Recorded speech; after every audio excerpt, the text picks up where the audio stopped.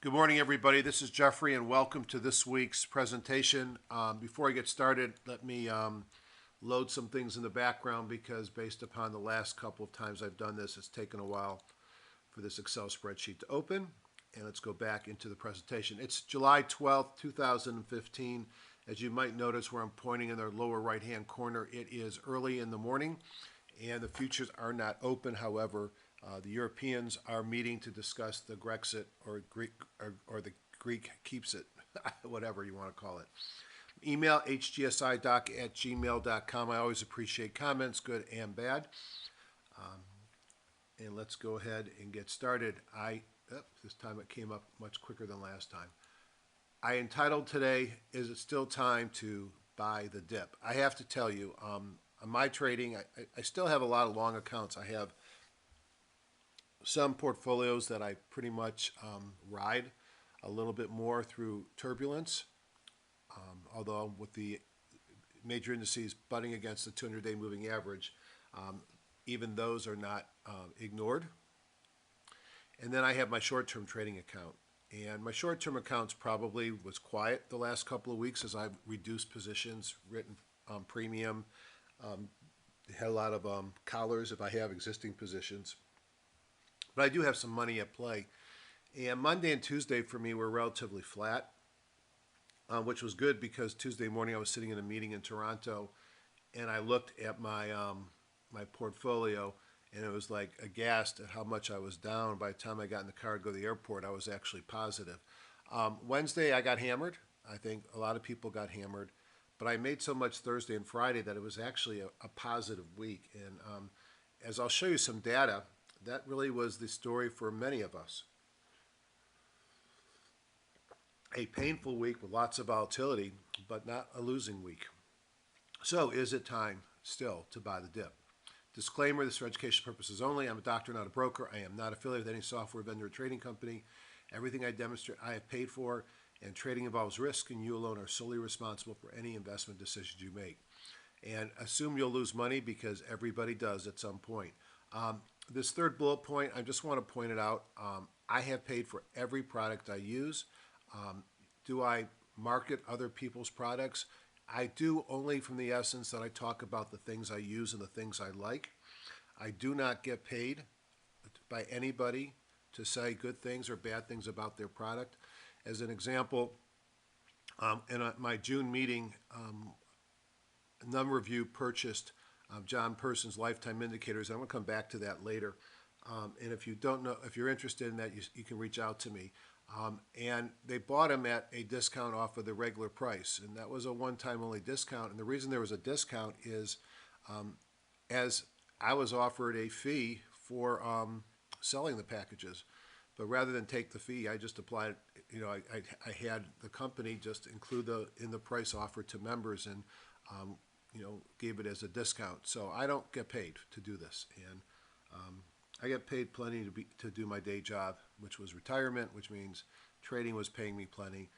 Although I have started another business, which is something that's in my veins. It's hard for me to stay out of the world on the sidelines.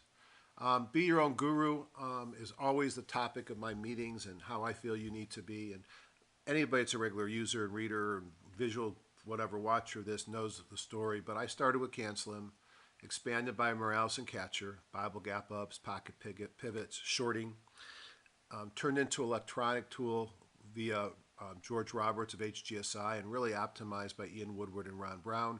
I complement that things that I've learned from Alexander Elder, volume price analysis from Anna Cooling, position sizing money management from Van Tharp, Tom Dorsey with point and figure charting. Not that I do point and figure charting, but his comparative relative strength essays are outstanding. My buddy from Canada, George Lee, who was my partner in a very successful meeting last month. And then just want to highlight John Person. I'll come back. I've actually started a user group that's marrying the best of HGSI and the best of Person. It's not an open group unless you meet the criteria for inclusion. There's no cost, and we'll talk more about that at the end. John's a great trader. He's a great teacher. He's a personal mentor and mentors others as well. And he's written a number of great books. The two of them I highlighted there, the yellow first, the green second. You can probably just read the green one. I think it's probably more applicable to those of us that do mostly stocks. But I don't want you to ignore the yellow book because a lot of his great concepts that I use are really introduced there. And we'll talk more about him and how I integrate some of his trading as we go. I have a ton of programs.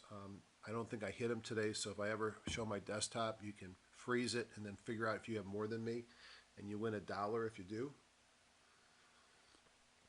And you win $2 if you come up with a program that I don't have that I end up buying, except you have to give $10 to my wife because she'll be pissed. For real-time trading, I use TradeStation and Thinkorswim. Gosh, Thinkorswim sucked. Excuse my medical language on that this week. And I guess it just goes to show you on major days of market change, like Thursday, whether it's an up day or a down day, they can't keep up with the volume. Or is there a cyber story with United, with Wall Street Journal website, and all the other major websites that had issues this week, the NYSE included, and was this just part of the cyber threat and they don't want us to get nervous, or was it really everybody had some systems? Now, it wasn't Tuesday, which I always think of as Windows and their software updates, which causes issues for me. For analysis, I like HGSI and EdgeRater, and I supplement them with seasonality and some of the other programs there. Market thoughts. I still think we're closer to a top than a bottom, but topping is a process, and we are in a wide trading range. We're coming off the bottom of the trading range, which means it wouldn't surprise me if news out of Europe and Greece is positive, and if Chinese stocks have volatility has come out with the government intervention, it wouldn't surprise me to see us move up towards. I don't think we'll take out new highs. I think we've got a 50-day moving average on top of us that is more worrisome, but we could have a couple of days moving up. I still think that we're in a process here, but the longer this goes out, perhaps we get to that this is the correction, is a sideways correction, and we may move to new highs, but I still think we're topping. I continue to watch. Major themes remain news, Greek tragedy, Puerto Rico debt, and whether China's intervention has stopped the sell-off of stocks, and we'll see a lot of that tonight. Now, my chart review was a lot more fun this week than last, and the sell-off that we saw and then the bounce has created many opportunities. Healthcare leadership, and I've listed some of the sectors that are doing well. Banks bounce off the lows. Sometimes it's challenging for me to figure out which bank. I've got one which I forgot to cover before earnings on Monday, which is Ozark, so I'll cross my fingers on that one. But my biggest bank position is KRE, which allows me to play the smaller banks, the regional banks, without picking one. And they all have the same chart, so I might as well buy the ETF, which also has the same chart. Money center banks are strong. We'll have earnings this week for JP Morgan, and maybe Bank of America, I can't remember. Broker-dealers across the board look strong. And with the interest rates rising, so are insurance.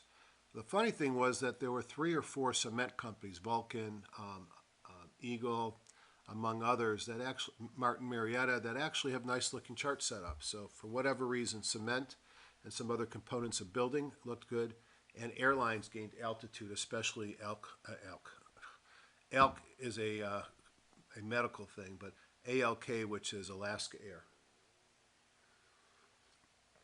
The big hullaboo in cancer care is about these things called ALK inhibitors. So when I see ALK, that's what I think of. And then energy, some stirring is going on, but not in the explorers. They still are weak. Now, this was Friday at the market close, and what I have are a list of sector ETFs, and this is something that comes out of John's package, although anybody can make this. And what he did is he set up some of the major ETFs and listed some of the stocks under them. So you could see a sea of green, tells you how strong of a day, you know that already. Gold miners were weak, dollar rising, gold sells off. The other weakness was in energy, especially in the XOP, the producers. There's a mixed bag of energy. Refiners, some of them look good. I think CLMT, the chart looked fine. It pays an 8% dividend as an example. Some of the integrateds look okay, but not the expiration stocks alone. And the services stocks have been very weak. Schlumberger is down to a little bit less than 84. It was 93. So maybe these guys are getting ready to bounce. And utilities were also strong, which was kind of interesting, where banks and broker dealers and insurance, which is strong in the setting of financial services of rising rates, and utilities, which are strong in the setting of falling rates, were both positive. And you could see all green here in the XLV and DRG category, as also with wherever I put the biotechs. But I suspect we'll see the same picture for biotech. Here's biotech. Biogen IDEC was down a little bit. Big move by Amgen. Kite, among others, remained strong on the biotech side.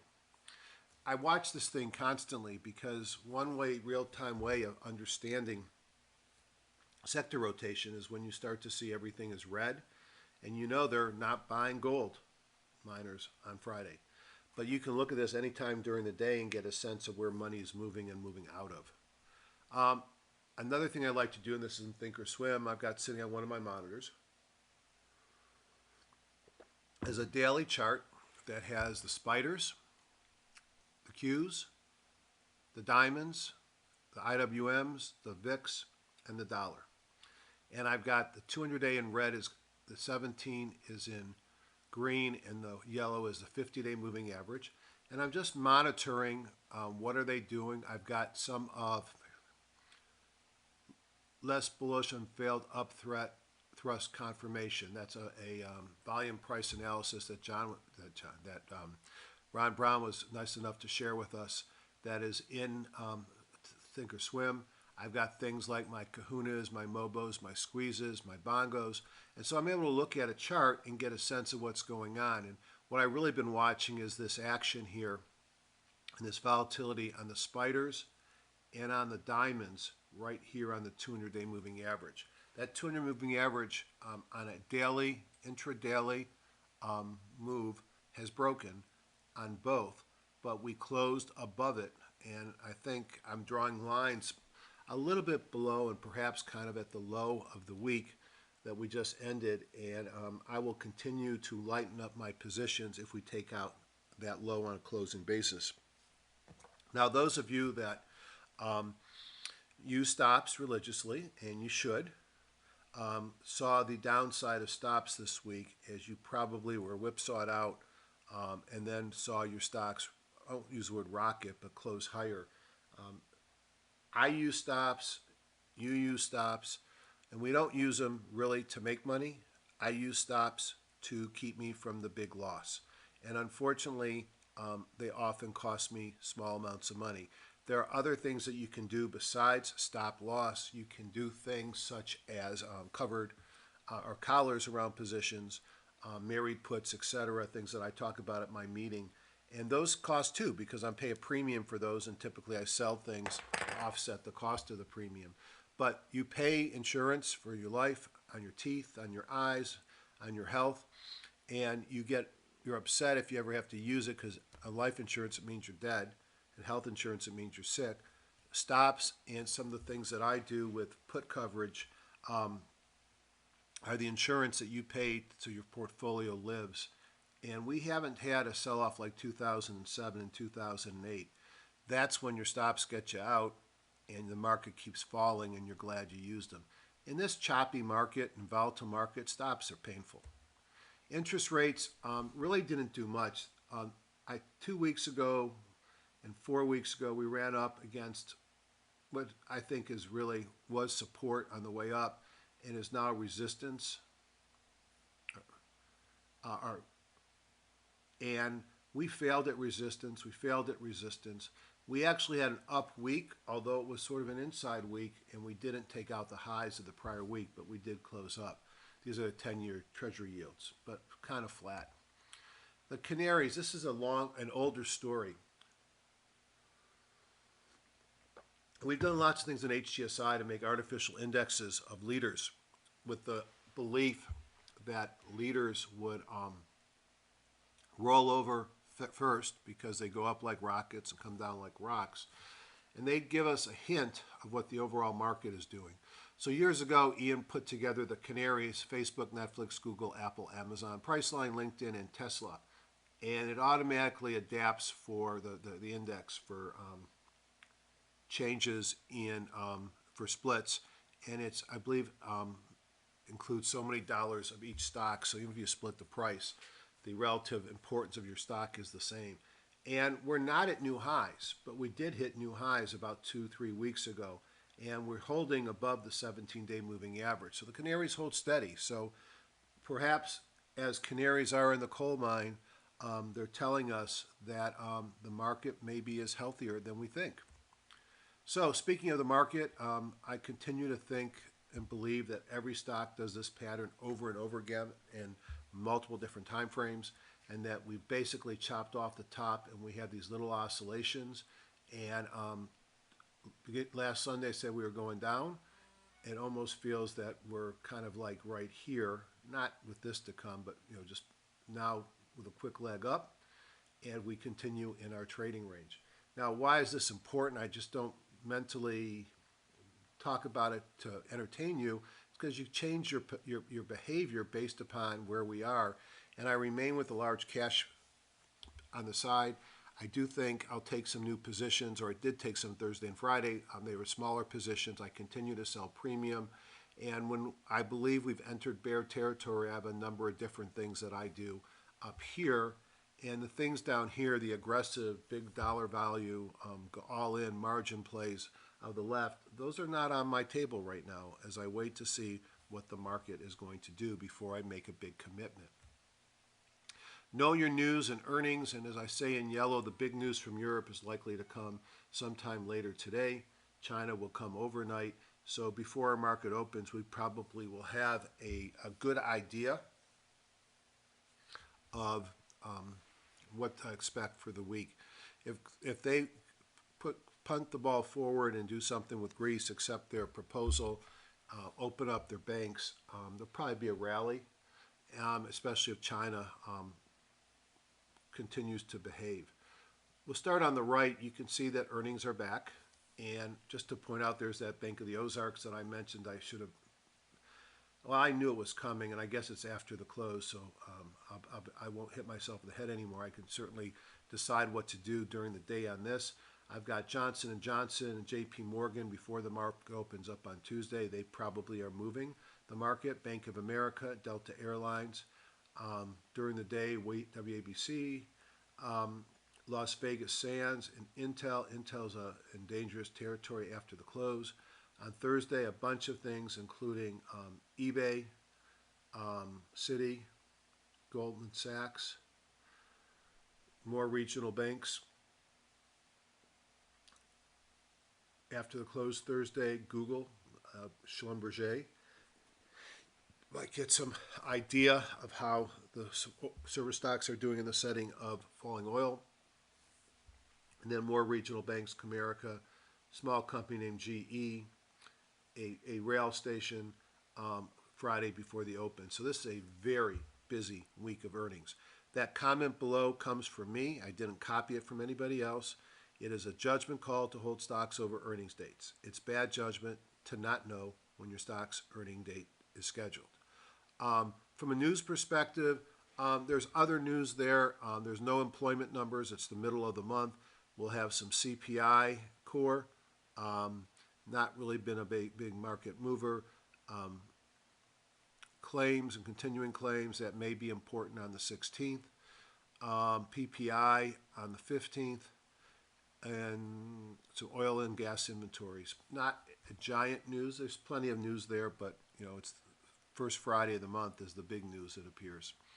Today's agenda, intro comments, which I've done. Take a look at the market, top-down analysis, and a bottoms-up. So let me just talk about what I call the HGSI PUG user group. Like everything else that I do, this is at no cost, but unlike the other things that I do, this is at limited invitation. It was formed at the June meeting. It's a closed group dedicated to advancing trading with the integration of HGSI with a real-time trading system, the one developed by John Person. Limited membership. A full member is anybody who fits the class of owning both HGSI and lifetime ownership of John Person's indicator set for TradeStation. If you, however, have been a paid attendee of a previous on-site live meeting, then I will let you participate, but you will not have any voting privileges. And frankly, if you don't own John's stuff, you probably won't get as much out of it. Goal is to improve our trading results by integrating the tools of HGSI and end of day and intraday with real-time charting and signals on the intraday chart from John Person. If you have interest in participating, you need to let me know. If you are in the June group, I need to know when you get John's stuff installed and TradeStation installed so that I can get you the indicators that I promised you from my package as an added bit. And if you're interested in, if you have TradeStation or want to get TradeStation, we basically worked out a group price, which may or may not still be available. I have a feeling it probably still would be because, again, I would waive any fee that I would get as an affiliate seller because I don't do that.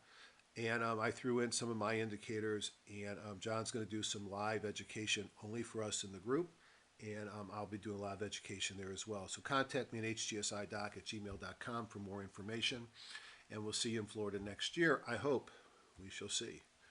The plan is we'll do another 2 meetings next year, probably February and June, but since I am going to go back to work some, that remains to be, we'll see what happens. So let's start by looking at the week that we had. So just to make my life easier, I take a lot of pictures.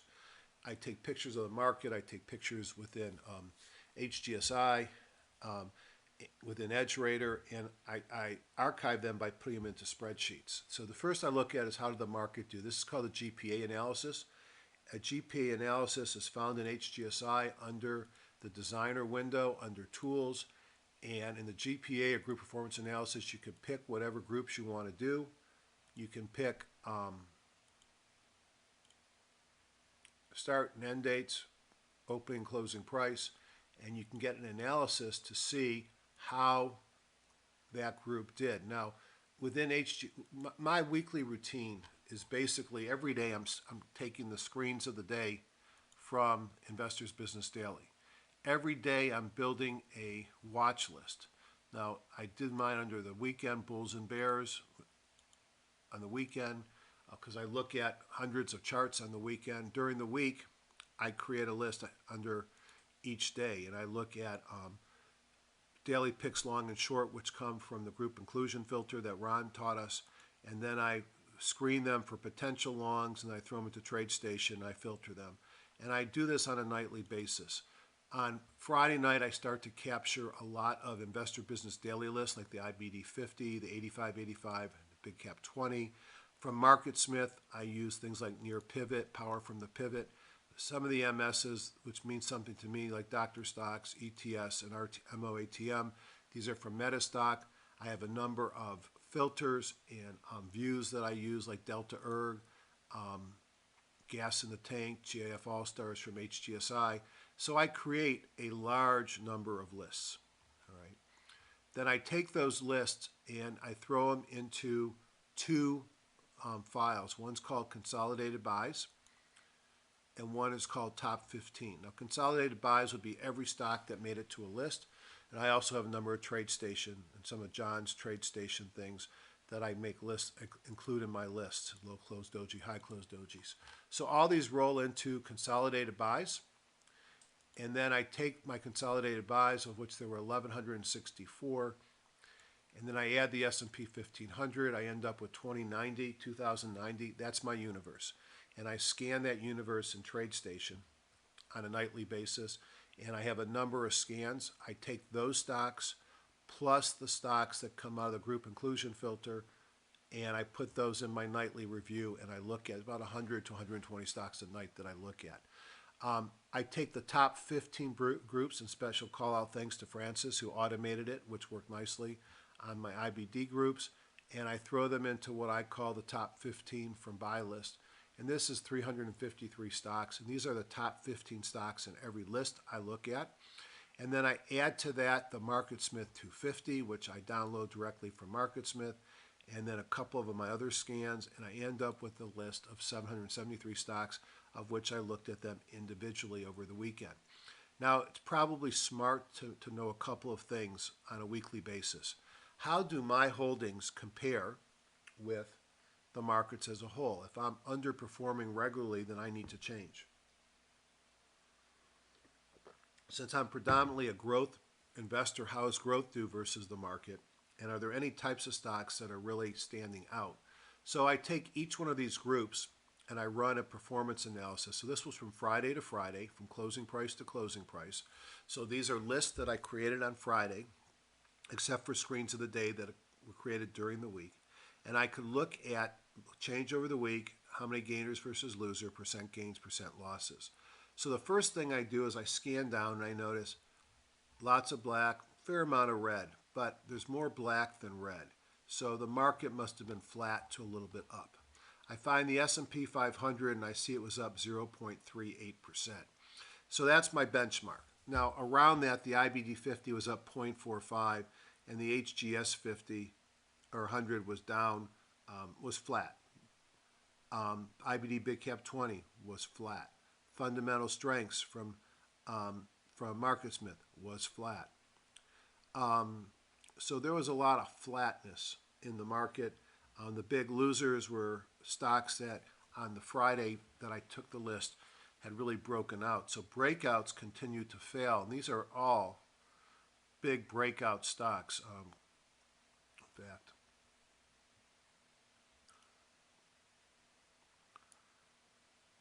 to be on this list, the prior week you had to have a Kahuna Force, a Mobile Breakout, Pocket Pivot, and Bible Gap up on Friday that we started the analysis. So these are stocks that ended last week breaking to new highs, and you could see things like Tesla took them down 7% and nearly 5% for Chart Industry. So the prior week breakouts were laggards, all right? Well, since I didn't have a prior week breakout week, I had a bad week the prior week, as did many of the markets. No surprise that I was the opposite this week. My holdings overall were up 0.5%. I'm very happy when I beat the IBD 50 and the S&P 500. The new picks that I added this week were up 0.73%, 58% positive. My GIF All-Stars, which takes the best of HGSI stocks on Friday. So not necessarily the ones that did well on Friday or had a great week, but the stocks that make it to the different lists was up 0.82. So I feel pretty good about last week. But as I said, you may not feel that good because the market certainly had some ups and downs. I look at the Hindenburg to see any evidence of a big market catastrophe. And I do this because, well, let me just show you. It's early. I'm going to do this for until about 11:30. So I got another 45 minutes to go. If I go into it's a simple chart, and I take a look at, say, spiders.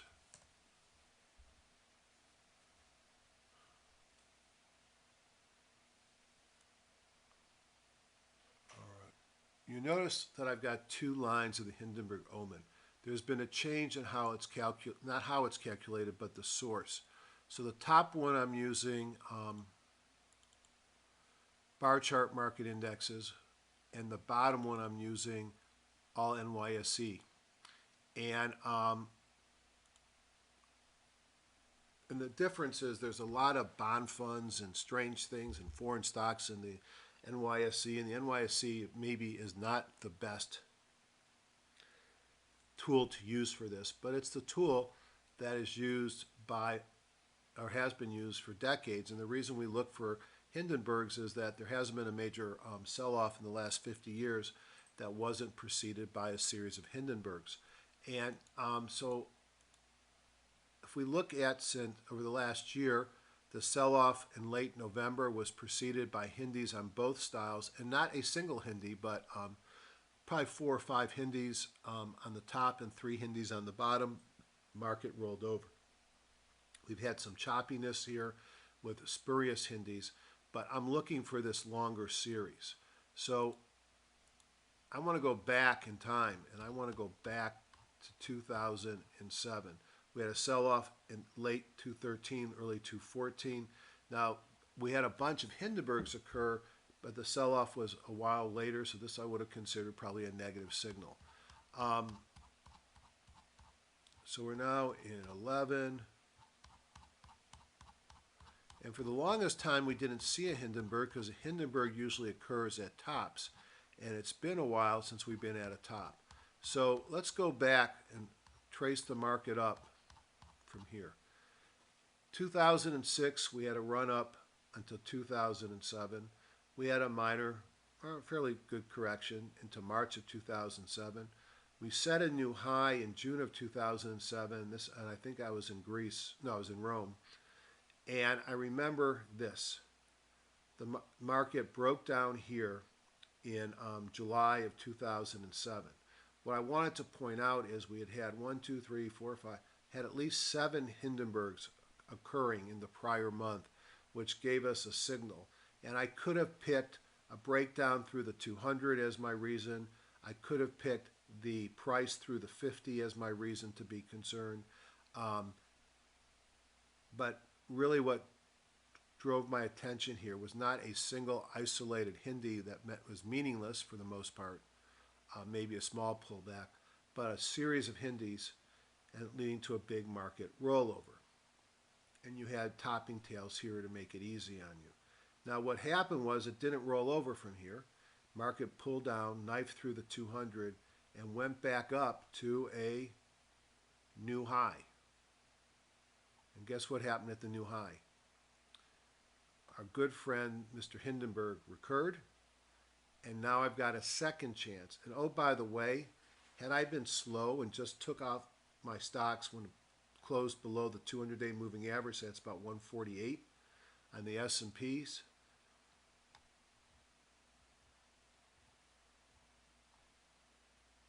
or if I'd waited for the death cross of the 50 through the 200, also about 148, I would have avoided most of the decline. Now notice you don't get Hindis as the market's selling off, but you had a double whammy, a double top. Man, is this a head and shoulders? Who knows? I'm not that good. And then you broke through the neckline. But basically, after the series of Hindenburgs, you had a profound sell-off, culminating at the end of 2008 with a bottom, a tradable bottom in March of 2009, and the rest was history. So is there a reason why I look for Hindenburgs? You tell me. Is this not kind of like what we're in right now? I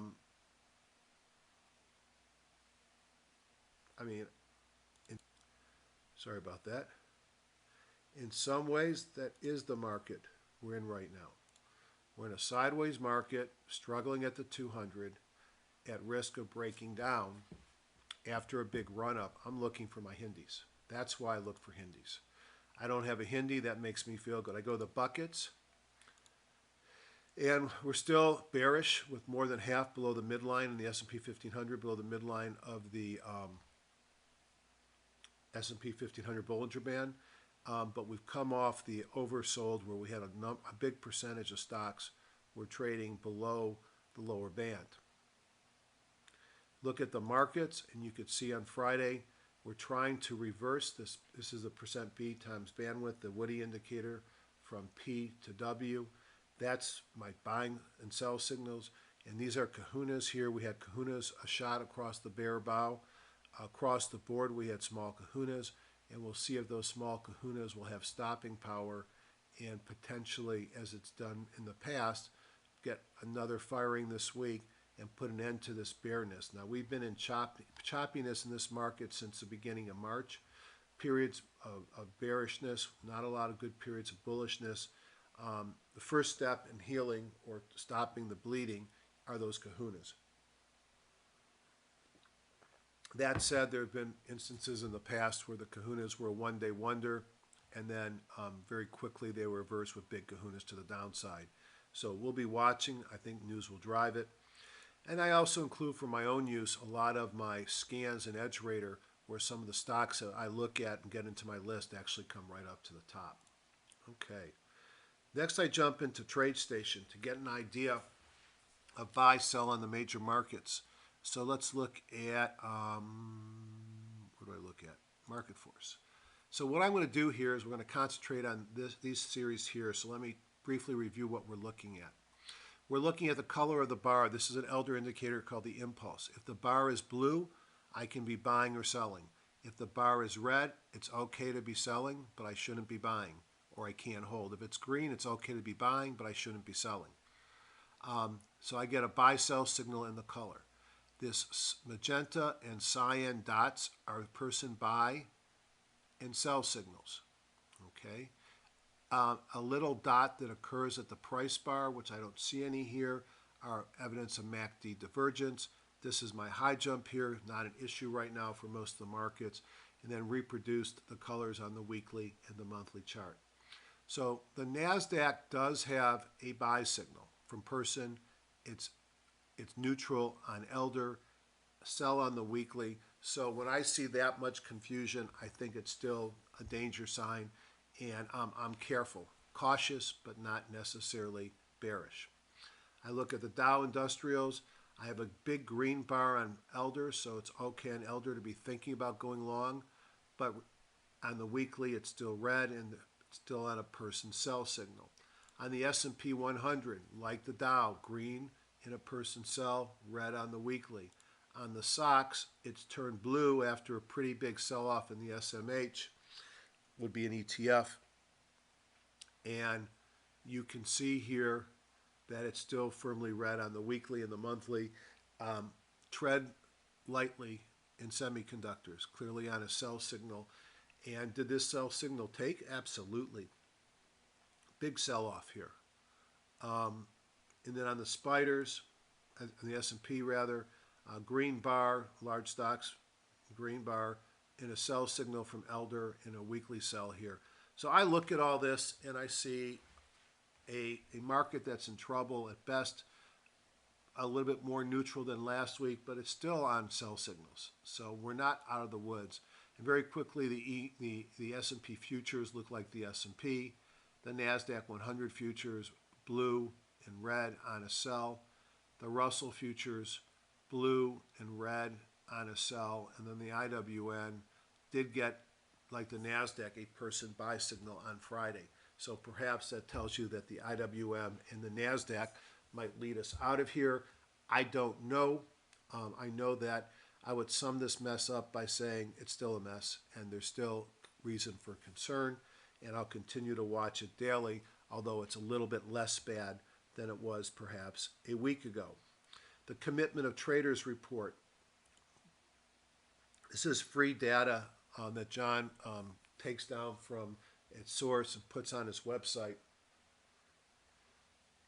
So let's talk a little bit about what it's telling me here. You notice this period here. This was that sell-off after the Hindenburgs up here in 2007, 2008.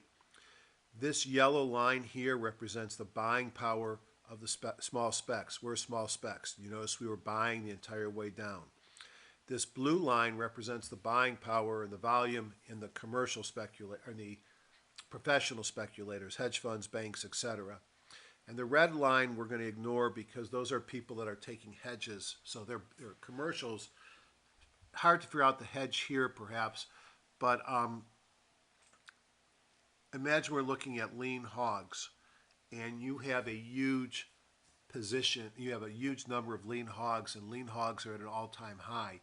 You might want to short them in the futures market. So you'd have an opposite position to what your main position is to prevent you from losing money. And so the commercials, you don't know why they're doing it. They're less likely speculating and more likely using it as a hedge. A hedge means that their trade is the other way and they're using this trade to protect a loss. So at the bottom, we had a conversion of professionals, while us small speculators went short. Let's take a look at where we are now, which was the point of this exercise. The commercial or the big speculators, hedge funds, banks are getting more bearish, and we're still on the bullish side, although our bullish power has come off quite a bit. So the Commitment of Traders tells us that we're probably still too long this market. So just from this point on, from this point of discussion, I take the COT report, I take the person indicators, I take the other indicators on the market, and I still have to be a little bit bearish on the intermediate term and long term, but I did see some things that say we could have a couple days of a bounce. Not that a couple days means a rally to new highs. I'm not expecting that. I want to be surprised by that. So now let's jump into HGSI. First thing I'm going to do is go into the designer, and I'm going to go down to Woodward and Brown user groups, which are in the user group side. And I'm going to go into Major Markets Plus, my warehouse view, and let me tighten this up a little bit.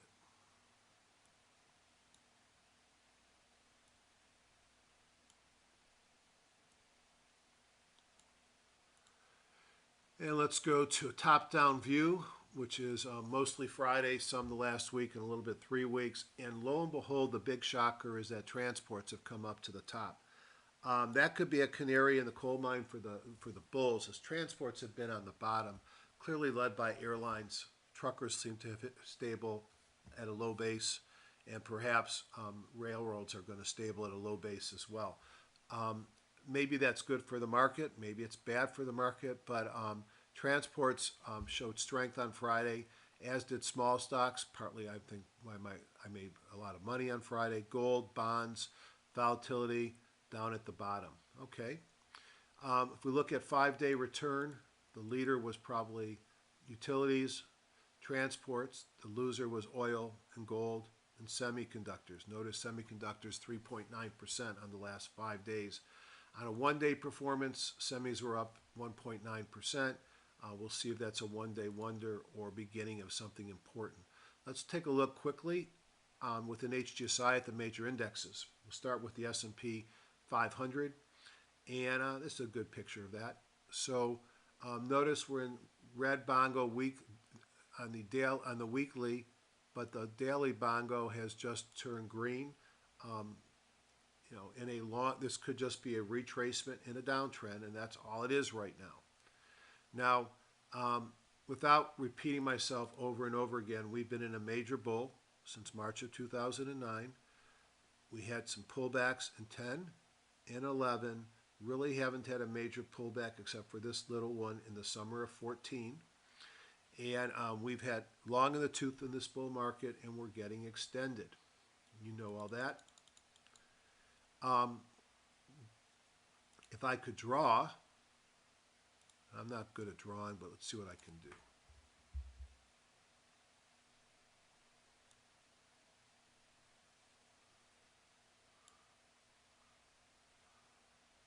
Not what I want to do. That's what I want to do.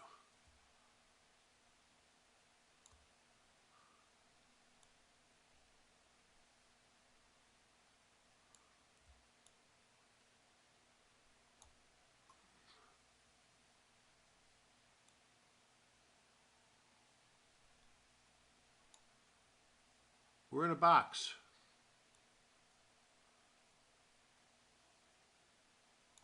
We've got resistance, we got support, and we are bouncing around in that box.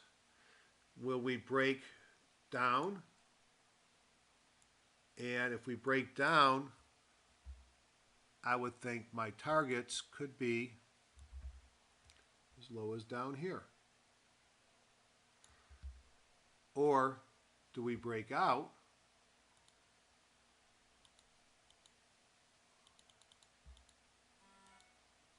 and go on to new highs? I mean, that is the ultimate question of what's going to happen in this market. I don't know, you don't know, and I could speculate all day long. We have clearly been in a sideways market since the February highs. Now, is this part of the topping process, and we're about to do, oh, it's not freehand. I wish that was a freehand draw.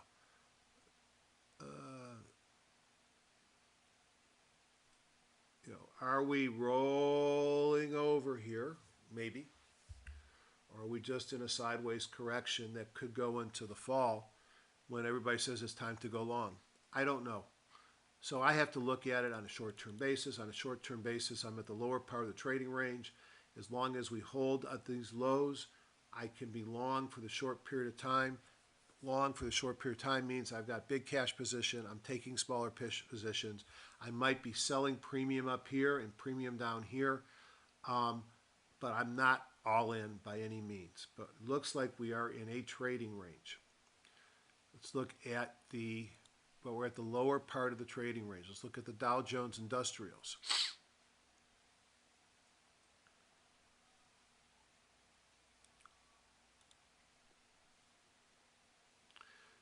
You may remember I put down here that this range, and I put this in weeks ago, that this was my target for the bottom of this run.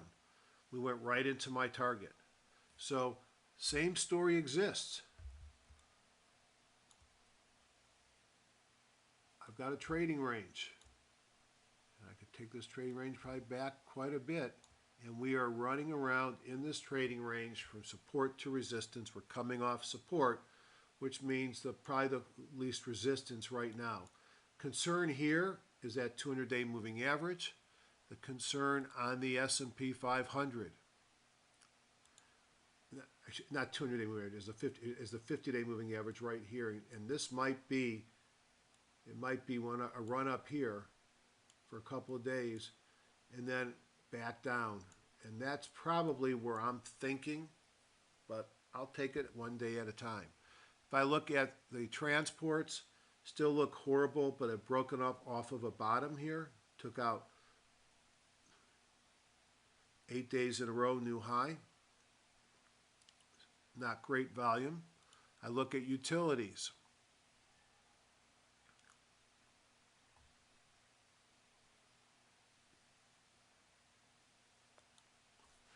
Again, off the bottoms, no great shakes, up at resistance. All right, let's look at the NASDAQ.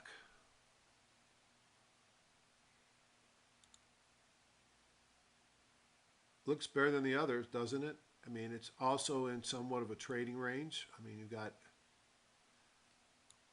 perhaps the trading range looks something like this. And we're coming off the bottom, but unlike the others, the trading range is pointing up. We also have to worry about the 50-day moving average as potential resistance. Now, it would be nice to break above it and let it become support, but you notice how these moving averages and these trend lines become support until you break below them, and then they become resistance. If I look at the Russell 2000,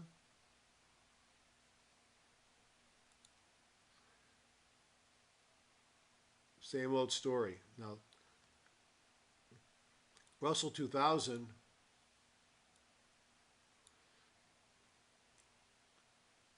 is trending down. Lower lows and lower highs.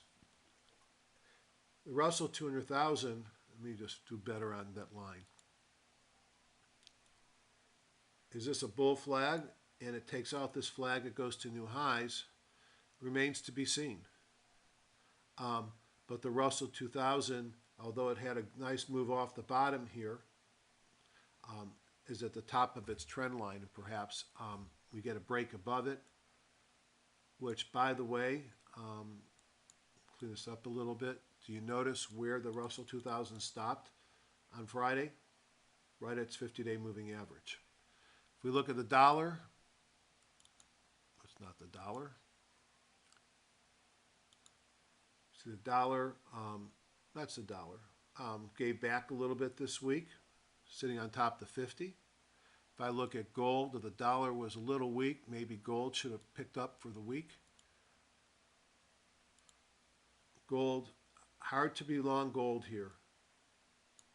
I mean, one of these days it's going to bounce. It's going to probably bounce fierce, but why own gold right now until it does give you signs that it's turning around? And then we got silver, who looks a little bit better than gold after bottoming earlier in the week, but still not a great chart. The VIX, we had a VIX spike last week.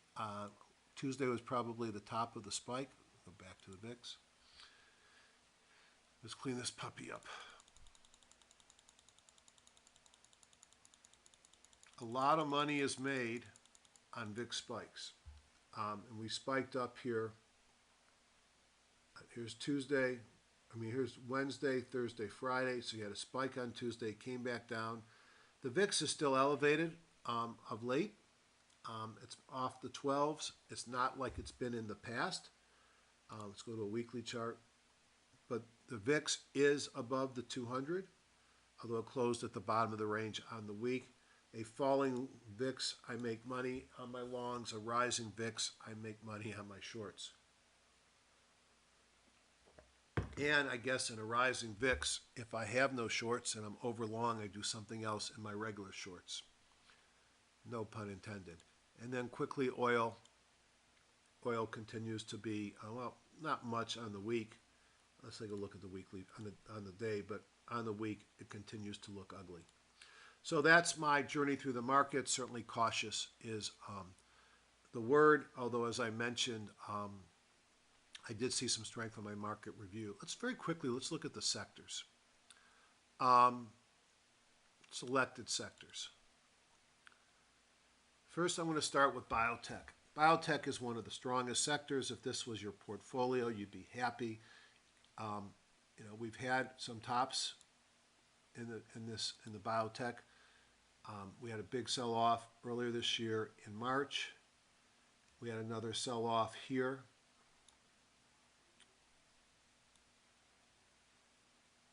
Wedging up. Biotech looks like it wants to go higher. China had a big sell-off and bounced on Thursday and Friday after some extraordinary moves by their government. Big pharma should also look strong. Probably in some ways looks healthier than biotech in that it's really been in a base for some time.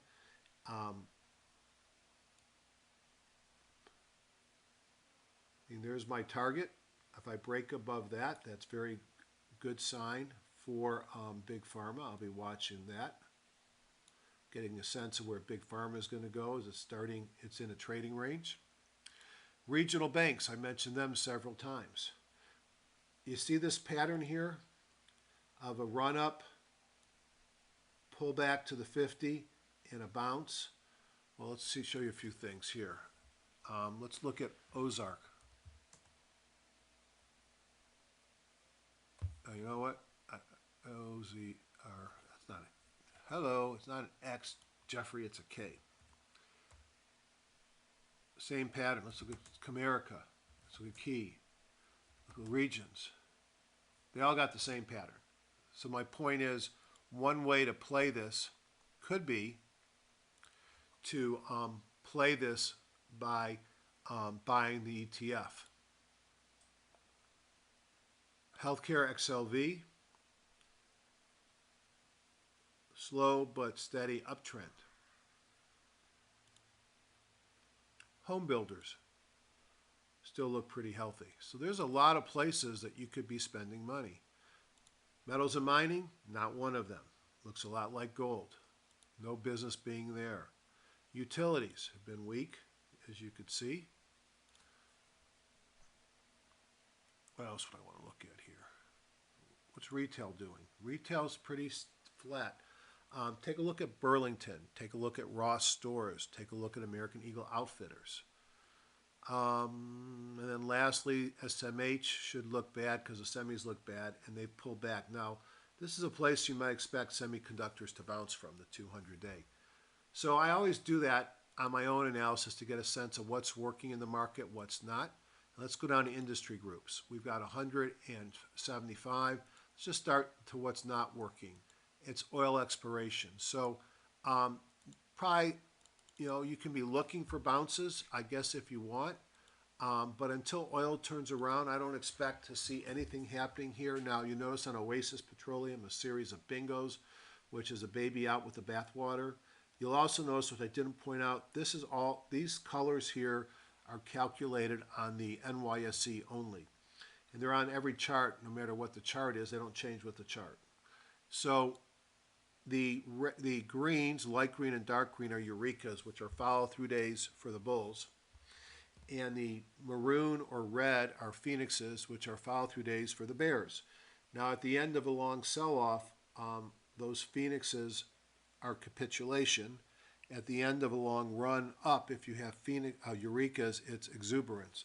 So maybe we're seeing some capitulation in the market here, or since we haven't had a big fall, except for these stocks, maybe this is evidence that the market's rolling over. We did see a Eureka on Friday, which is a big deal. The Phoenixes are calculated on the stocks, and those are evidence of a baby out with the bathwater. So these are not pretty charts. Here's Pioneer. Here is Range Resources. Here is S&M. Here's EOG. So let me tell you what happens in the next few days or weeks. You may see pops in these because of mergers and acquisitions. If I wanted to buy up some assets and I was a bigger player, I'd want to buy them when they're on sale. Explorers are on sale. If I was a analyst and I wanted to look smart, I would be coming out soon with upgrades because these things are starting to hit prices that in the past have been support. And so we're at a point where you might start to see some analyst upgrades move these. You might see some M&A activity.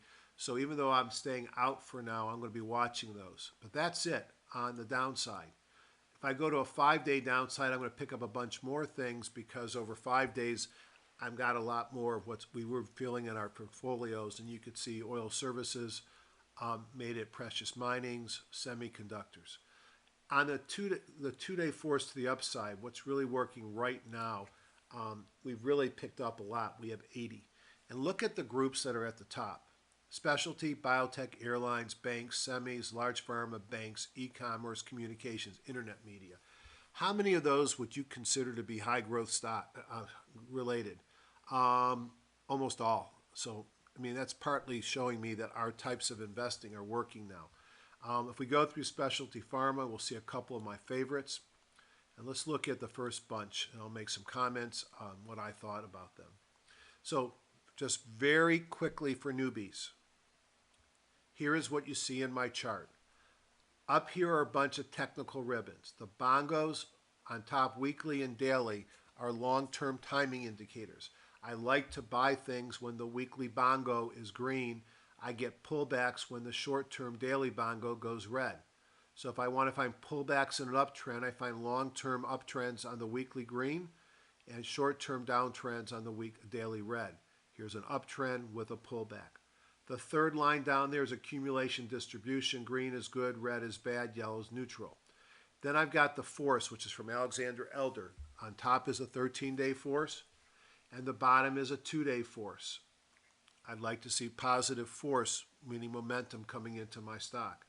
This is the world-famous Ian Woodward high jump bar, and when it's at the highest high, assume your stock's probably going to go sideways or pull back. Don't necessarily buy the highest high on the high jump. Red candle high could be a reversal sign. At the bottom, you'll see green candle lows. And then you have a buyable gap up, which occurred here on earnings. You have the squeeze in yellow, and then the mobile breakout and breakdowns with the green and red. This gray bar is the group. You could see on specialty pharma that not only is the group index strong, it's been strong for some time. These red dots are PSAR reversal dots, as are the green dots. I use candlesticks. That's pretty evident. These dots are earnings day, and you can see the amount of earnings are here. I look at pocket pivots from Morales and Catcher. Blue is a 10-day. Light blue is a 5-day. Light pink is a 5-day to the downside, and a deep red is a 10-day to the downside. On my moving averages, I use an 8-day exponential, a 17, 50, and 200 simple. This is the Phoenixes in red and maroon, and the Eurekas in green, and these are the Kahunas, another momentum indicator. I look for confluence, confirming of my indicators. So, love Valiant. It's currently a large holding of mine. When it's a $234,000 stock, I've been selling shares all the way up. Perhaps I should have kept them all. But, a few thousand shares add up to a lot of money on a stock that's this expensive. I love this stock. I love this pattern. I've got a Eureka telling me expect some strength potentially in the market. I have a deep kahuna from Friday. I have a mobile breakout from a squeeze, and all my technicals up here look good. I'm not at the high jump.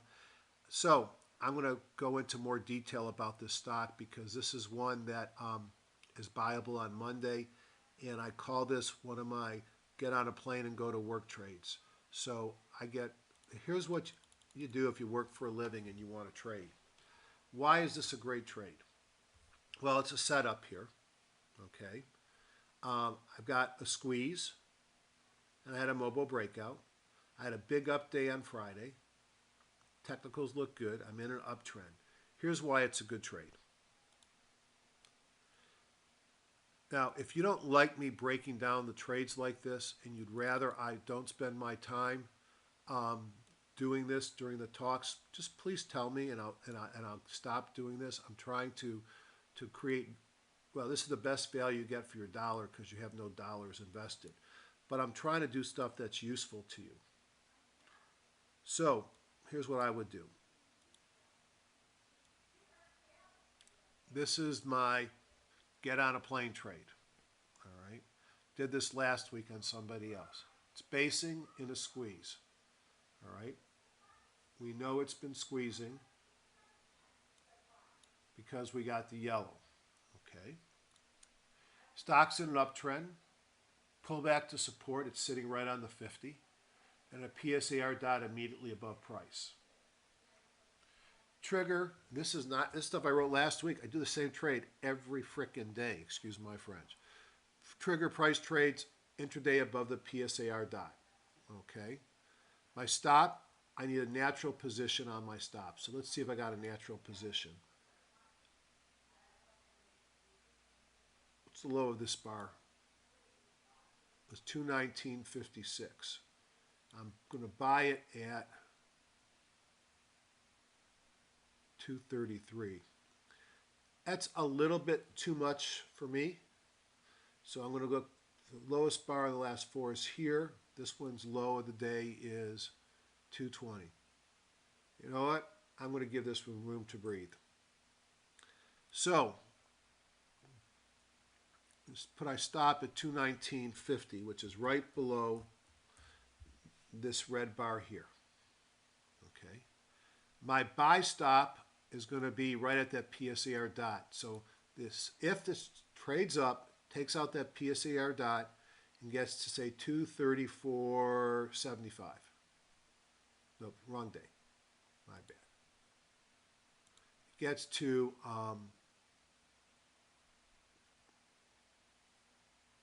even better. 233.75.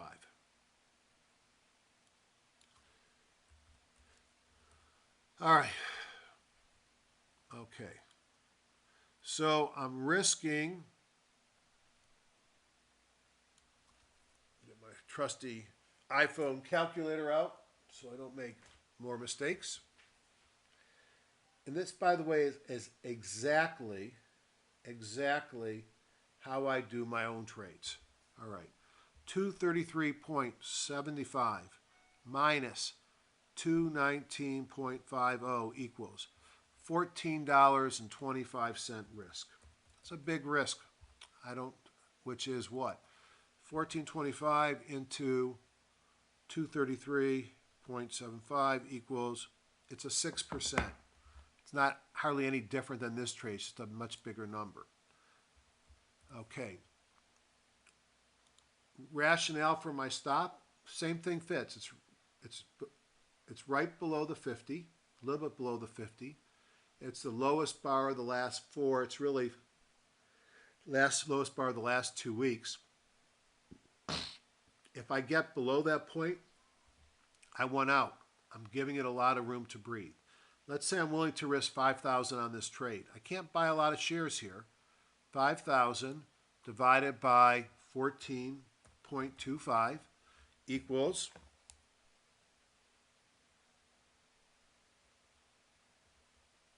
350 shares. So let's say I was getting on a plane tomorrow morning and the news out of Greece is good. I would put a buy stop in at 233.75. Once filled, I put my initial stop at 219.50. I'm risking $14.25, which is 6%. And based upon my risk of losing 5,000 on a trade, I'm buying 350 shares. I get on a plane. Puerto Rico defaults. The Greeks are kicked out of the European Union, and Russia invades Ukraine again. What happens to my trade? Nothing. The stock opens up at 210. I never get filled. Great news comes in. The market gaps up. I don't get filled until the market pulls back. If the market never pulls back, I don't get fooled. Nothing ventured, nothing lost. The way I lose money on this trade is the market gaps open. I get triggered as it's pulling back, and then I get stopped out. That will occur sometimes. The way you make money is the more likely the market moves up during the day, you get filled, stop is placed, your risk is limited to that 6%, and you make money on the upside. So we're going to pick it up now, but here's a pullback to support in an uptrend on a big winner with great earnings per share growth, higher than its multiple. I think the stock goes to 300. I'm long for full disclosure. Depot-Mid is a takeout candidate. I also want to look at Horizon. This is one of my A trades. We talked about it at my meeting. Here was a late buy with a Bible gap up, mobile breakout from a squeeze and a kahuna. That's my current position, was taken on this day, or it was placed, whether it was filled that day or the next, I don't remember. And I did a big leap synthetic, meaning I bought calls and sold puts at the same strike price. The puts paid for the position, and I took a big position. This is a stock we talked about down here, and I was in and out a little bit down here, but you had the opportunity to have bought this stock at $16 in 2015 with a kahuna, a pocket pivot, a mobile breakout from a squeeze, and turning green here. You had multiple opportunities to get into this stock. I'm late, and I've still made a lot of money on this move. I think Horizon, which is basing here, coming out of mobile breakout from a squeeze, goes higher. Endos pull back to the 200, now breaking above the 50. I don't like this one as much as Valiant. The earnings per share growth are not as high, but it's a similar setup that you might want to take a look at. I do notice it had two kahunas in a row. That gets my interest. So those are some of the strength in specialty pharmacy. There are others. Biotech, not as good looking on the charts, I don't think.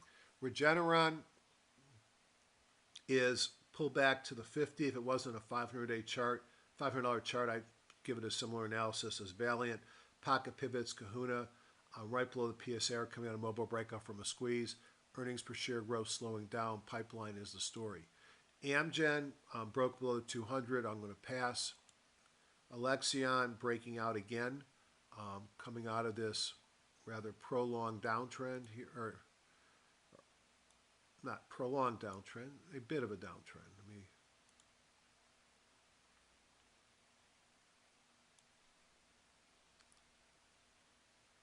Breaking out above that line. Another expensive stock. Let me see if there's anything here that you might want to actually play. Celgene doesn't look bad here. Couple of touch and goes. If it breaks above here, and certainly if it breaks above its PSAR, I bet this goes to 140 if the market holds up. Reminds me a lot of what Gilead did back here, where a bunch of touch and goes, and then you could have had the same type of a pattern here, and it broke above this, and it went. Reminds me a lot of what Celgene is doing now. A lot of stocks here, a lot of news-driven. Newslink Genetics looks like it's setting up. Do you notice anything about this trade? It's pretty much the same trade as Valiant without earnings and pullback to support. It had a PSA reversal on Friday, so it would have already taken the trade. A couple of kahunas, mostly green, mobile breakout out of a squeeze. I like Newlink Genetics here. AMAG is an interesting stock. It's got the same setup as Valiant. The reason why I like AMAG is they've got probably 3 years of ridiculous earnings. I think they make $5 next year. In 2015, they make like 50 cents. So you're going to see a lot of people pay attention to AMAG with its money coming in. They did a great acquisition. but it's the same story. Uptrend, absolutely. Sideways, yes.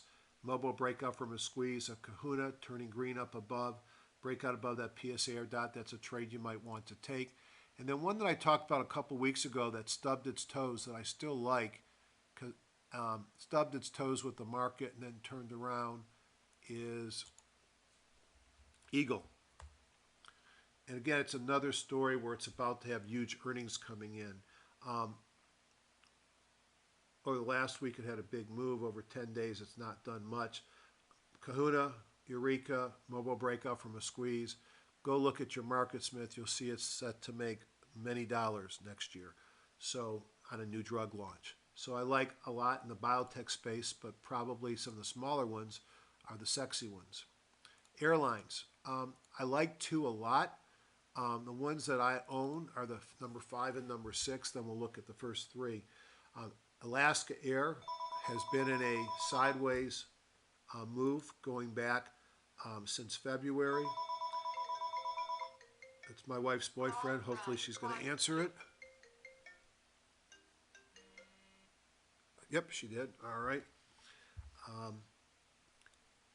So you have a sideways move. I've been in the stock for a little while, but it broke out from descending tops here on Kahuna, pocket pivot, a mobile breakout, everything is green. If airlines hold up, it's got growth, multiple, 3 times its PE. There's room for PE expansion as well as earnings growth. I like Alaska Air. I also like JetBlue, uptrend sideways. And JetBlue will get on a plane trade on Friday, or Thursday rather. Friday, it's starting to break out of a mobile breakout from a squeeze, a pocket pivot, and Kahuna. I think you can still own this one. The ones that come to the top have bigger volume. Delta's in a downtrend. It's probably done going down, but it's not ready to go up. Or excuse me, it's probably ready to go up. I'm not ready to buy this actually for truth. I have a long-term position in Delta because you could have bought the airlines for single digits, and I've done that, and I pinched my nose on this a few times. Also, for truth and clarification, I am long puts at 41 on Delta and short puts at 37. So I have a put spread here to protect a pullback, which I'll probably cover this week because it's now going back up. And I sold call at 50, which paid that, and the short put paid for the long put, which protected me. American Airlines, maybe done going down, looks a lot like Delta, needs to get above that 50 and 200, but you see the pocket pivot in the Kahuna. And United Continental, same story, despite having a system-wide shutdown. The other one that's lurking underneath here maybe is Hawaiian. Just squeeze in here, had a Kahuna on Friday. They all look interesting.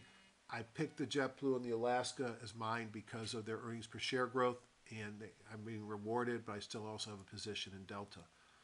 Diversified banks, earnings coming out this week, but with the interest rates perking up a little bit, that same pattern of the sharp pullback and a little bit of recovery as we saw in the regionals, I'd rather be buying KRE.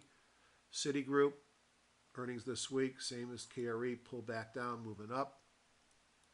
JP Morgan earnings this week probably looks the best of the 3. But with earnings coming this week, actually I thought JP Morgan was this week. Well, certainly Bank of America this week. I think I'd wait and see some of the earnings come out before I jump into the pond. Semiconductors, they've been in the garbage, and then a couple of the ones that I had calls that I thought were going to expire worthless became worthwhile again. Here's Skyworks. Skyworks, huge uptrend, pullback here. From top to bottom, one of the nice tools, put my candle on the top, take it down to the bottom here. So this was the Thursday low. I would have been down 17% in 13 periods. That's a huge pullback. We'll see if it gets above the 8-day and then the 50, so it's got some resistance overhead, but Skyworks looks like it's bouncing. Avgo, almost the exact same chart.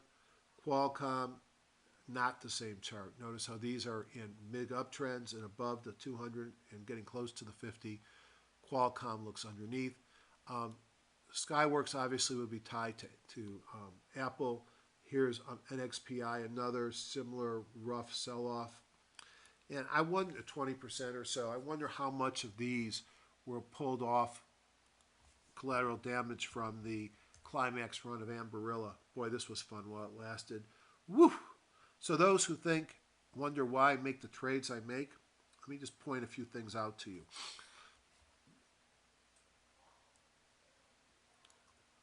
This would have been a great buy. In fact, it was a great buy. Why was this a great buy? Let's look at what we have here. We have a mobile breakout from a squeeze in a strong industry. We have a PSAR we have a PSR break, a pocket pivot, and the second kahuna in a row. Okay? Off of the 50. Let's go back to this date. We got a kahuna, a pocket pivot, a squeeze, a green candle low, another buying opportunity. Oh, what do we have here? We have a mobile breakout from a squeeze, a pocket pivot, and a kahuna. Every time this thing pops down on this 50-day moving average since the uptrend started, it holds. And if you buy it when it moves off the 50, it was a good time to buy. Obviously, Amberella went into its climax and has fallen 24%. This was a great trade for me. And I got attracted as much by the earnings per share growth as I did the pullbacks to the 50. All right. Large pharma. It's kind of interesting because these guys have been sort of stodgy with all patent expirations the last couple of years. They've been stealthily acquiring a lot of companies. Maybe not so stealthily. They've also been building their pipeline. So here's Pfizer. And a mobile breakout out of a squeeze on Friday. Multiple kahunas in the last week. Mobile breakout from a squeeze and pays a 3.3% dividend. So here's a way to perhaps participate in some growth coming in on a stock that pays a dividend. AbbVie, it's like a biotech stock that pays a 3% dividend. They have Hep C drugs. This could be a get on my airplane trade because I'm right below the PSAR dot. I have a mobile breakout out of a squeeze, pocket pivot, and a kahuna. And I have been going sideways, so that one could be interesting as well. You'd be buying it around 70. Your stop would probably be down here at the 50, which is 67. So you're putting about 4.5% risk.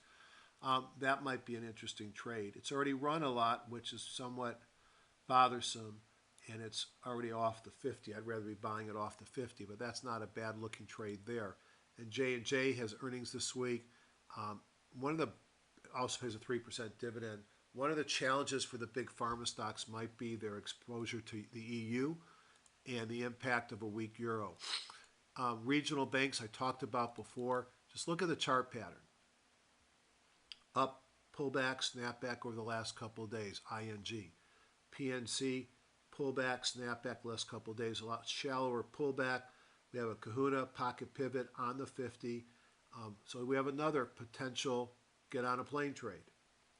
Sitting on the 50, right below the PSAR dot. So I could buy it at 97.15, put my stop underneath the low of this bar, which would be 94-ish, $3.15. So it's about 4% risk on a stock clearly in an uptrend in a strong group breaking out. And again, it would be a buy if it takes out that PSAR dot. Here is SunTrust. So let's look at the one that I have. I got Ozark, which I weathered a painful pullback here to the 50, which became a potential new buying opportunity. It's bouncing here. It's got earnings this week, so that's really going to affect my decision making. On Monday, I'll have to decide what to do. I'm likely to buy a put here, sell a put here, and buy a call and sell a call up here to pay for it, and then unwind them the next day, and let the premiums taken in offset the premiums going out. But you know what? Why buy any bank when I could just buy KRE, which looks exactly the same, and I've got a big position in KRE, which is my long-term how to play the regional bank story. Continuing down, e-commerce discretionary. Netflix about to have its 7-for-1 split. It's certainly been a leader of the market. We're starting to get, well, not starting, we are extended. New base up here. Some of these stocks, when they run up into the split, they sell off at the split, and when they take out the pre-split high is when I get interesting in them. And right now I think I'd be careful here because of the split. But Netflix clearly is a market leader. Amazon, take a quick look. Through the same chart. Amazon looks really interesting here. It's been basing, had a gap up here, Bible gap up, been going sideways. I would have been taken out because it took out the low of the gap up. Had a mobile breakout from a squeeze, pocket pivot kahuna, and a PSAR reversal on Friday. Amazon looks interesting. Alibaba, not so interesting. VIPs coming back after the Chinese sell-off, still has a way to repair. JD also trying to do repair after the Chinese sell-off. Amazon, God, I can't believe I'm saying to look at Amazon. Apple, Apple's in a funk right now. You hear all these bad things about the Apple Watch. You hear their phone sales might be good. You hear they might be influenced by the Chinese weakness, although then you hear it's not an economy weakness, it's a weakness in the market. But you have a lot of normal people with margin debt that may have some problems financially. Sideways, pulled back, bounced on Friday. Technicals look horrible. Here's the Apple story. Earnings are July 21st. So let's go into, for fairness, I'm going to look at the two seasonality programs. Two of the seasonality programs. I could look at 4 or 5.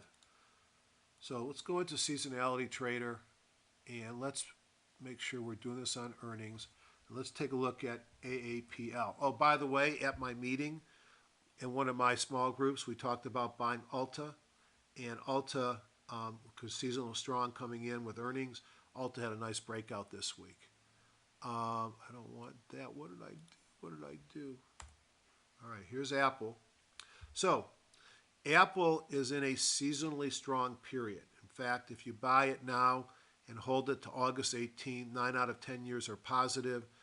Average return 11.3 on the up years. You lost less than 1% on the down year.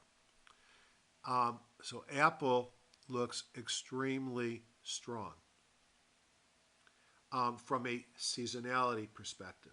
On whether I look at the 5-week in green, 5-year, or the 10-year in yellow, that we're going into seasonally strong times. The problem is we have not been correlating. We've been trailing down here when the seasonality says we should be going up. So I don't know where it's going to be right before earnings. I have taken a small option position in Apple, a little bit out of the money, because if I get a 10% gain on a stock, that's $120. That's a 12-point move. So I took an out of the money trade position on Apple because of the seasonality. I can absorb more of a loss than some of you can. So Apple there. The other program is Magenta Trader. That was seasonality trader. And again, I don't want to take sides. I have personal opinions. And when asked, I'm happy to tell you what I think. But on a web show, I'm not going to take personal sides.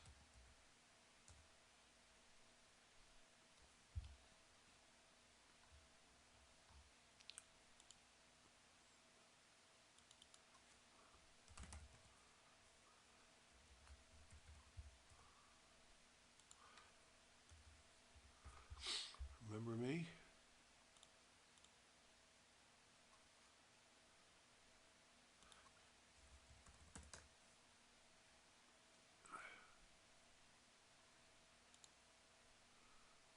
Magenta, this is the original Magenta Trader web-based version. This earnings dot is when earnings come out, and it's showing from in this green box, which starts on July 22nd for 33 trading days ending September 7th, 10 out of 10 years up, an average of 8.5% return. The 30-day scanner says that if I bought it here, that I would expect it to be up 7 out of 10 years for a 14% return. When I look at the various down pulls, they're not very big compared to some big up moves. So Apple kind of looks interesting here. And again, earnings are due July 20th. Interesting. So Apple might be one. Curiosity killed a cat. When are Netflix's earnings? And what is the story of the next earnings? So Netflix's earnings are here July 20th as well. Interesting. And this is not the strongest period of earnings. In fact, around this earnings, it's down 9 out of 10 years for an average fall of 13.57%. Interesting, that'll be about the same time the split probably comes into effect. All right, this is getting long in the tooth, and I got to get ready to go out with my lovely wife. Number 10 is internet media, and here's one of the, or couple of the canaries. Facebook looks great. Is it at a good buy point? It's had a pullback. Better buy point is to catch it off the 50. I'm long here, fairly long, very long, big position. Everything's green, mobile breakout, trading below the PSAR dot. My challenge, I'm getting real long with new positions here. It's been sideways really since September. It looks like it's lifting off here. This is a weekly chart, but I don't forget the fact every time it's looked like it's taken off, it's pulled back in. So be careful, but this is right now one of the leaders of the market. All right, so that's top 10 to the long. The only one to the downside was expiration. Let's take a look at my buy watch. Let's look at I'm going to look at some of the stocks that I thought looked attractive. So first, I'm going to open up my buy watch, and you could stop it if you want and write down what these stocks are.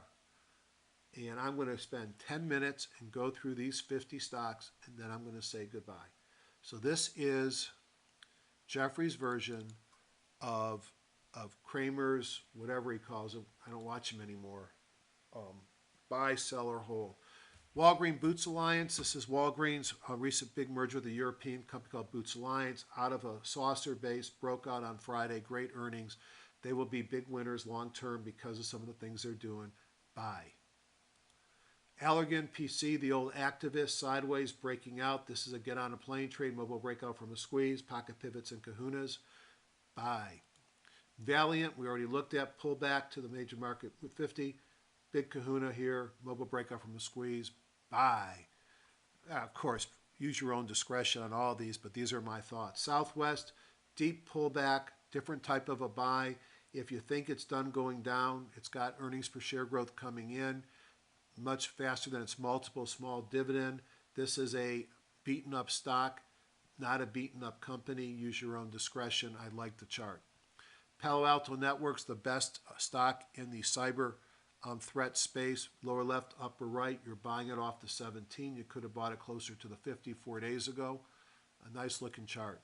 We looked at Alaska Air. I certainly like that one. Home Depot, big uptrend, sideways, looks like it wants to go. Had a PSAR reversal, mobile breakout from a squeeze, pocket pivot and kahuna. If this market is strong, I'm looking for Home Depot to lead us out of here.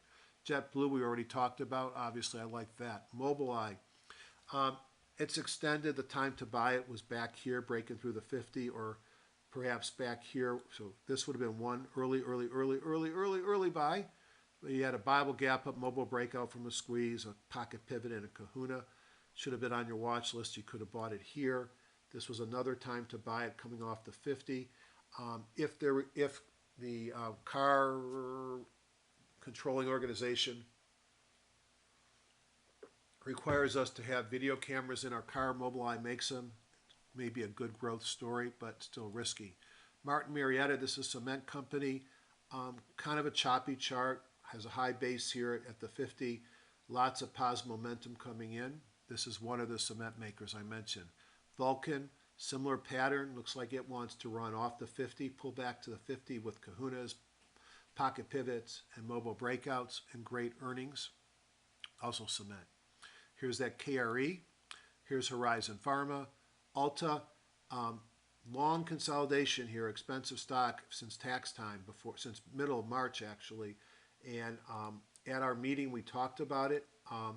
Had earnings come out, multiple pocket pivots and kahunas. It's a leader of the market right now. It's not cheap. Norwegian Cruise Lines, they all seem to be breaking out this week. Mobile breakout from a squeeze, a kahuna, and a pocket pivot. Skechers has been a great performer. Looks like it wants to run again. All right, almost done. Burlington Stores, this is one of my favorite retail stories. Big uptrend, pullback to the 200. I don't like that.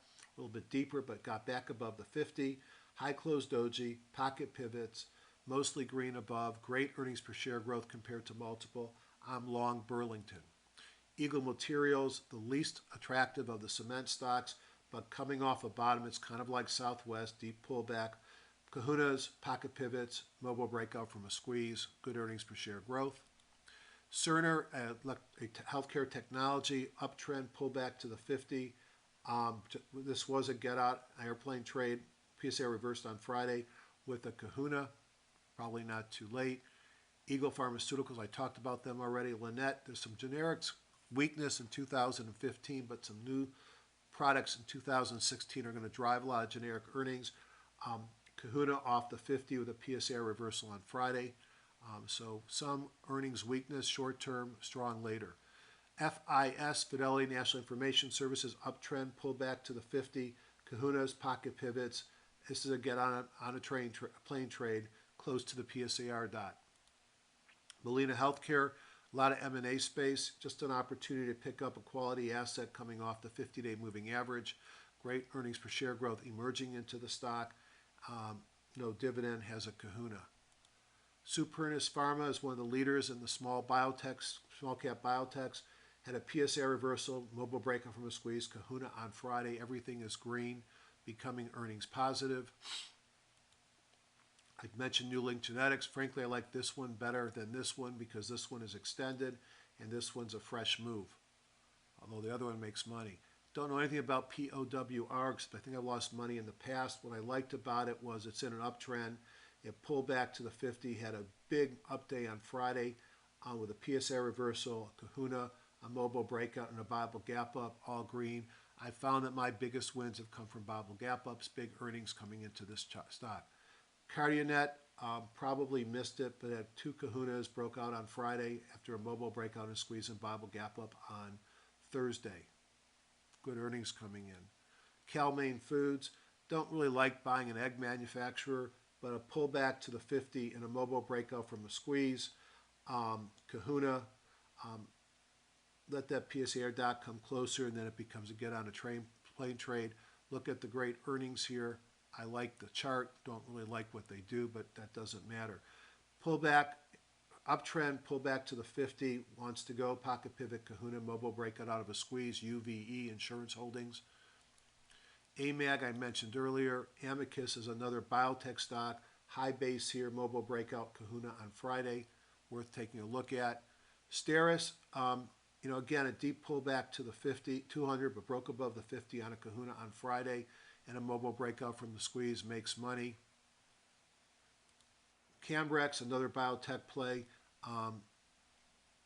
had a get on a plane trade on Thursday, on Friday rather, as it broke above the PSAR dot, mobile breakout from a squeeze, pocket pivot in kahuna. Like the chart pattern here, I just got a cramp in my leg. Ouch, ouch, ouch. KKR, this is a boring looking stock pattern. It's sideways. But what I like about it is it pays a 8% dividend. It has been sideways. There's been strength in cement and some of the other things that invest in buildings. They're an asset manager with a lot of investments in the marketplace. I'll take a sideways chart that pays me an 8% dividend. I have one. It's called BX, so I'm not going to buy KKR. WellCare Group. If Teresa, you're listening to this, remember when we got killed on this in 2007 when they got raided by the FBI? They're back almost up to $90 again, setting up to be a get on a plane trade, mobile breakup from a squeeze right below the PSAR dot. On assignment, again, uptrend, sideways, breaking out. We talked about Bank of the Ozarks. Scorpio Tankers, was a get on a plane trade on Thursday to Friday, mobile breakup from a squeeze, took out the PSAR dot. The reason why I like the get on a plane trade is every time I look at one, the risk is less than 6 or 7% because the squeeze says they've been somewhat basing, which means I have a place to put the stop, which is a low risk trade for me. And Zebra Technologies had a big gap up here on earnings, sideways here down to the 50. I got a pocket pivot and a green candle low. Give me some momentum, and I might want to be buying this one. I'm waiting for the momentum to come. Here's American Eagle Outfitters, a high base, cup, handle, breakout. We'll see if this one runs. Good earnings per share growth. Don't know about National General. It's another insurance company. It's probably already ran, but just showing you the strength of the insurance companies breaking out. Sucampo Pharma is another small cap biotech. Pullback, broke above the 50 here with a kahuna out of a mobile breakout and a squeeze. ANIP, again, if you look at 2016, there's a big step up in earnings. Pullback to support. I'd probably wait and see if I get some buy signals, but it's on my watch list. Impacts Labs, sideways on the 50, mobile breakout squeeze and a kahuna. Again, another generic manufacturer. There's a story in generics. Headwaters has got some big earnings coming in, another construction material, concrete, and now Headwaters. Something's going on in the big building companies. Calumet Specialty, this is a refiner. Everything to the left of Friday looks ugly. It's not a chart I'm buying because it's a great chart, but it's an area where strength is coming in. It pays a 10% dividend, but please make sure there's no funny business like being an LP that goes out of business in 3 years. That's a big dividend. They've got big earnings coming in, 10% dividend. Flammable Technologies, another small biotech. Looks like a get on a plane trade, mobile breakout from a squeeze right below the PSAR dot. Big earnings coming in. And again, you have a buy above that dot around 22.50. You have a stop probably below the low of the day, is in my mind, maybe the low here. So you're going to risk about $1.75 or 8% and only take the trade if it takes out the PSAR dot. U.S. Concrete, the fourth concrete manufacturer. Nice chart though, sideways, cup. Pull back to the 50, looks like it wants to grow, and there you are, another get on a plane trade setting up. PRA Health Services, a IPO after going public or private, a outsourcer of services to manufacturers and biotech and pharma. Broke out, basing, looks like it wants to break out again, and I'm not even going to tell you what it was called on Friday, but mobile breakout from a squeeze and a kahuna with a recent PSAR reversal. FCB Financials, the same regional bank play, although more shallow. Merit Medical, like Cerner, nice uptrend intact. Looks like it wants to go if it can get through the PSAR dot. Another get on a plane trade setting up. AMC Entertainment pulled back deep to the 50, 200 broke above the 50, had a pocket pivot and a mobile breakout on Friday, probably the lesser attractive. Hilltop Holdings, another regional bank. And then again, another building story, good earnings coming in, pull back to the 17. This is a much more speculative, smaller stock. I probably shouldn't be showing it to you. And then another insurance company in Heritage. Two more, Comfort System. They do air conditioners and other things in big buildings. There's something going on. I got multiple products for construction. I got cement. Now I got Comfort Systems. Sideways trade, breakout on Friday, mobile breakout from a squeeze and a kahuna, great earnings, looks very interesting. Faro Corporation, a specialty chemical stock. The reason why I liked it was it's got great earnings coming in. That's all I can say there. It's been in an uptrend. And then Maxilinear is an RF play, semiconductor. I'm attracted to earnings, huge earnings coming in, turnaround stock. If this sector turns, this might be like Corvo was a year ago. All right, which used to be RFDMD and Triquint. I went through a ton. If you're still with me, God bless you. Time to go and entertain the wife, which will be fun because it's only noon. I'm not sure what time I'll post this, but it's good for me to be done early. Just to remind you, this is a optional user group. You have to be an owner and user of both HGSI and John's Indicator lifetime package. It's going to be interactive. I'm going to teach you how I use these to make money and to find some of these great stocks I listed. But I also hope that it's interactive and I learn from you. Reach out to me if you already own Person's Package and you want to participate. And if you don't own it and want to figure out how you can get it at perhaps a nice deal because of what I may or may not be able to deliver, it depends on how many people contact me. You'll certainly get my indicator set for free as a gift if you do come in. So look forward to hearing from you, and we'll see you again next time. Obviously today, as I said, is going to be news driven this week. Let's hope for a good week. And thank you all for being here. This went too long, but that's not the first time. Thanks, everybody. Have a great week.